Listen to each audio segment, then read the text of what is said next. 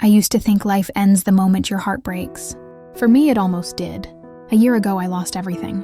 My job, my home, and the only family I had left. I remember standing in the rain, holding a letter of rejection, wondering if this was all I had to live for.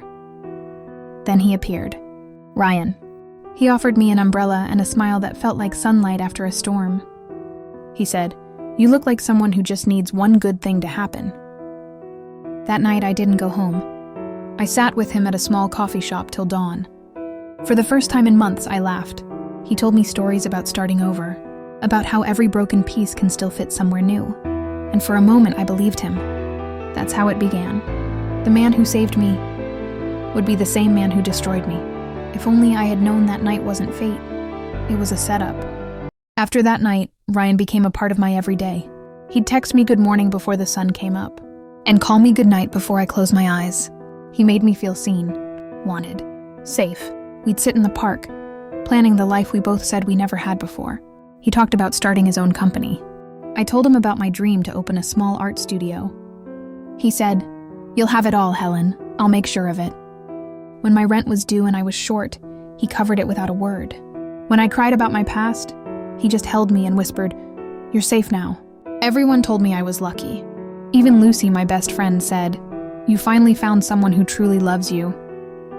I believed her. I believed him. And I believed that life was finally giving me a second chance. But I didn't know. Some people only help you so they can own your gratitude later. Months passed, and Ryan's world started moving fast. He left his job to build his own company. A bold idea he said would change everything. I believed in him completely.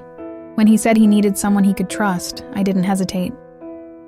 I became his accountant, his secretary, his partner, and his biggest cheerleader. He used to say, "One day, Helen, people will know my name." And I'd smile and reply, "As long as they know you had someone who never stopped believing in you." I watched him work late nights, eyes full of dreams.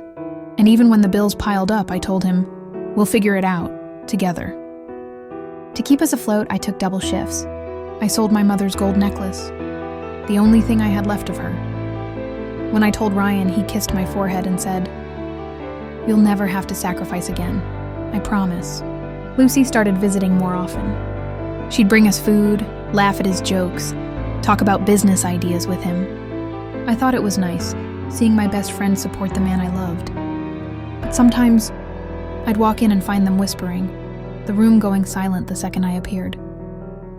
Ryan would smile quickly and change the topic. Lucy would laugh too loudly, saying, "Oh, it's nothing, just teasing him." And I'd laugh along, because that's what love does to you. It blinds you while you're smiling.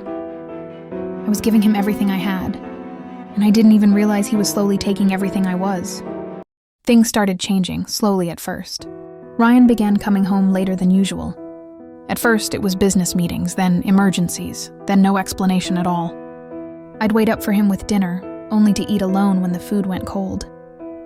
He'd walk in hours later, smelling of cologne he never used to wear, smiling faintly, saying, "You're still awake?" His phone, which used to stay face up on the table, was now always face down. He added a password he never told me. When it buzzed, he'd glance at it quickly, smile to himself, and say, "Just work stuff." Lucy was visiting less often, but when she did, she looked different. More polished, more confident. She'd talk about Ryan's business like she was part of it. Sometimes she'd even finish his sentences. One evening, I noticed a faint shade of lipstick on Ryan's collar, not mine. I laughed nervously and asked, "Since when do you wear pink?" He smiled and said, "It must have been from a handshake at the event." And I believed him, because I wanted to. He started forgetting things that mattered. My birthday, our anniversaries, the little promises he used to keep. When I mentioned it, he said, "You're being too sensitive, Helen. Not everything's about you." That night, I sat on the edge of the bed, watching him sleep. He looked peaceful, innocent even, and I told myself, maybe I was overthinking everything. But deep down, something inside me whispered, that peace on his face didn't belong to me anymore. The silence in our home started feeling louder than our conversations. We used to talk about everything, dreams, plans, the future. Now, even good mornings felt rehearsed. Ryan was always busy. When I asked how work was going, he'd give me short answers. Fine. Complicated. Don't worry about it. One evening, David came over. He looked uneasy, glancing at Ryan's study door before speaking. When Ryan stepped out to take a call, David leaned closer to me and whispered, "Be careful, Helen. He's not the same man you think he is." I frowned, asking what he meant, but Ryan came back, smiling like nothing happened. Later that night, I couldn't stop replaying David's words. A few days later, Lucy called me. She said she missed me, that we hadn't spent time together in weeks. When she came over, she seemed distracted. Her eyes wandered around the house, like she was searching for something. When Ryan's name came up, she smiled too quickly and said, "He's doing great, right? Always working, always moving." Something about the way she said it didn't sit right. It wasn't admiration. It was something else. That night, when Ryan went to shower, his phone buzzed on the table. For a moment, I just stared at it, battling my thoughts. Then it buzzed again. A message preview flashed. It said, "She suspects nothing." My heart stopped. I picked up the phone, hands trembling, but the screen locked before I could see who it was from. Ryan walked out of the bathroom just then, smiling as if nothing in the world was wrong. I smiled back, and for the first time, I realized I was afraid of the man I loved. Ryan said he had an important business dinner that night. He dressed sharper than usual, sprayed his most expensive cologne, and smiled at me like he used to. "Don't wait up," he said. "It might run late." I nodded, pretending I believed him.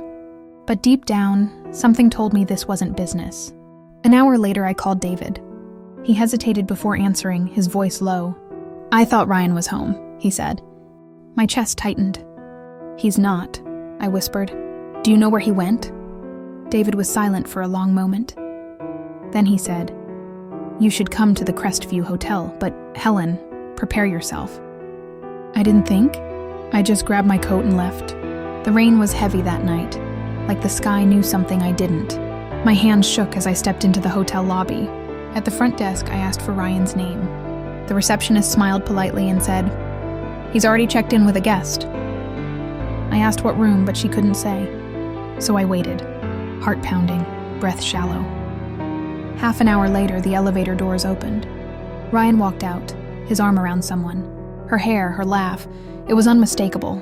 Lucy. They didn't see me. I just stood there, frozen, watching my best friend fix his tie, and the man I loved kiss her forehead like he used to kiss mine. I couldn't move, couldn't speak. The world just went quiet, and in that silence, something inside me broke. Quietly, completely, beyond repair. I didn't go home that night. I sat in my car outside the hotel until morning, watching strangers come and go, wondering how long it had been happening behind my back. When the sun came up, I drove straight to Lucy's apartment. Her car was parked outside. I knew she was home. My hands shook as I knocked on the door. When she opened it, she froze. Her eyes went wide and her face lost all color. "Can I come in?" I asked. She didn't answer. She just stepped aside. Inside, the smell of Ryan's cologne hit me first. His jacket was hanging on the chair. His watch was on the table. It was like walking into a scene I didn't belong in. I turned to her and whispered, "How long?" She looked down, tears filling her eyes. "At first, I didn't mean for it to happen," she said. "It was supposed to be a one-time mistake, but then it wasn't." I couldn't breathe. I sat down because my legs wouldn't hold me anymore. She tried to reach for my hand, but I pulled away. "Was it fun?" I asked quietly. "Watching me love him while you both laughed behind my back?" She cried harder, saying, "I swear I hated myself every time. He told me you didn't care about him anymore, that you were cold, that you made him feel alone." Her words felt like knives, slow, deliberate, cruel. Before I could say another word, my phone buzzed. "Ryan." The message read, "You weren't supposed to find out like this." I stared at those words for a long time, and for the first time in my life, I didn't cry, because the pain was too deep for tears. The days that followed felt unreal. I'd wake up and for a split second, forget everything. Then the memories would rush back. the hotel, Lucy's face, Ryan's message. And it would hit me all over again. The house didn't feel like home anymore. Every corner whispered his name. His toothbrush still sat by the sink. His jacket still hung by the door. Even the bed smelled like him. I tried to throw his things out, but every time I reached for something, my hand froze. It wasn't just the objects. It was the memories stitched into them, the laughter, the lies, the love that was never real. Lucy tried calling me. Dozens of missed calls, countless messages. I couldn't open a single one. Ryan showed up 2 nights later. He stood at the door, eyes full of guilt that didn't look real. "Helen, please, I can explain," he said. I didn't answer. He kept talking about mistakes, confusion, emotions he couldn't control. I just stared at him. When he reached for my hand, I pulled away. "You lied," I said softly. He nodded, eyes down. "I know." There was a long silence between us. Then I said, "You didn't just lose me. You lost the version of me that believed in you." He left quietly. No shouting, no closure, just a door closing on everything I thought we were. That night, I sat alone in the dark, and for the first time I didn't feel sadness. I felt empty. A kind of calm that only comes after everything inside you has burned to ash. Days turned into weeks. People around me said time would heal, but time didn't heal anything. It just made the silence louder. Every morning, I'd stand in front of the mirror, staring at a woman I barely recognized. Her eyes were dull, her smile forced. She looked like me, but she wasn't me anymore. I stopped going to work, stopped answering calls, stopped existing in the way I used to. Then one morning, I caught my reflection and whispered, "You can either stay broken or you can start pretending." So I chose the latter. I went out. I dressed well. I smiled at people. Everyone said I looked strong, better even. But they didn't know the truth. Every smile was a mask, every breath a performance, and behind it all there was a storm building quietly. Ryan kept texting, begging to talk. Lucy moved out of town, or so I heard. David checked in once, asking if I was okay. I said, "I'm fine." But at night, when the lights were off, I'd lie awake, replaying every lie, every laugh, every touch. And with each memory, I felt something inside me shift, from pain to something colder. It wasn't forgiveness. It wasn't love. It was the beginning of indifference. 3 months passed. By then, the city had moved on, and so had everyone else, except me. I got a new job, a marketing firm downtown. New office, new faces, new rhythm. It was everything I needed to look like I was starting over. People there saw me as confident, composed, untouchable. They called me the woman who never breaks. If only they knew how much pretending that took. I'd wake up early, put on my best suit, fix my hair, paint my lips red. It became my armor. Every shade, every smile, every silence perfectly placed. Ryan tried reaching out again. Different numbers, different names. Each time I blocked him without hesitation. He had taken enough of my time, enough of my heart. One evening, while leaving the office, I ran into David. He looked surprised to see me. "You look different," he said. "I am," I replied. We went for coffee, just like old times. Except this time, I wasn't the same woman who once begged for honesty. He told me Ryan and Lucy had broken up. Apparently, she'd left the country, and he'd lost his job. I didn't react. No anger, no satisfaction, just silence. Because sometimes, the most powerful revenge is peace. That night, as I walked home under the city lights, I realized something. I didn't want my old life back. I wanted something better. Something I'd build without anyone's permission. It happened on a Tuesday. The day started like any other. Early coffee, quiet music, deadlines. Then my phone buzzed. An unknown number. I ignored it at first, but it kept ringing. When I finally answered, a familiar voice said, "Helen, it's me, Ryan." I froze. It had been months since I'd heard his voice. That same tone that once made me feel safe now felt foreign, unwanted. "What do you want?" I asked. "I just need to see you once, please." His voice cracked, like he was on the edge of something. I hesitated. Every part of me screamed to hang up. But curiosity, that cruel human weakness, made me listen. He said he'd changed, that he'd lost everything, that Lucy had left him. His company had folded and he had nowhere else to go. "I just need 5 minutes," he whispered, "to tell you everything." I didn't answer. I just hung up. But the call lingered in my head all day. His voice, his desperation, it played over and over like a song I couldn't turn off.